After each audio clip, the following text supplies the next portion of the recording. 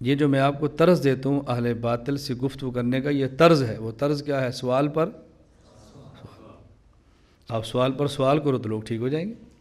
اور یہ سوال پر سوال کرنا یہ میری ترتیب نہیں ہے، یہ صحابہ کرام کے دور کی ترتیب ہے، دور نبوت کی ترتیب ہے یہ۔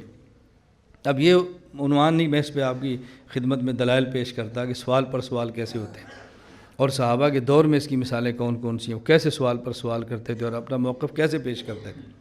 میں چلے ایک مثال پیش کرتا کہ آپ کے سامنے بات آ جائے۔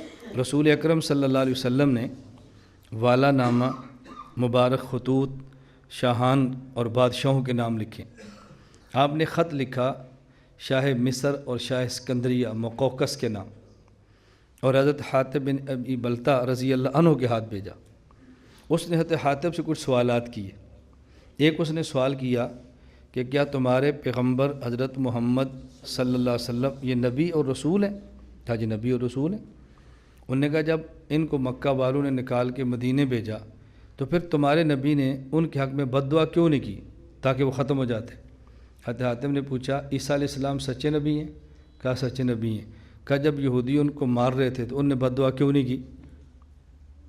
یہ سوال پر سوال ہوا نا، بادشاہ کو بات سمجھ آ گئی۔ تو یہ سوال پر سوال کرنا ہماری ترتیب نہیں ہے، صحابہ کے دور کی ترتیب ہے رضی اللہ عنہ۔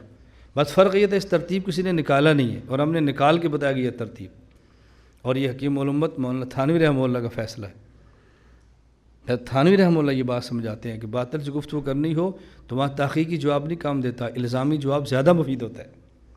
یہ حکیم الامت تھانوی ہے جس کو تم صرف خانقاہ کا پیر سمجھتے ہو، وہ کتنے بڑا متکلم، اصولی اور عقائد کا ماہر تھا، اس کا ہمیں اندازہ ہی نہیں ہے۔ خیر، اللہ میں بات سمجھنے کی توفیق عطا فرمائے۔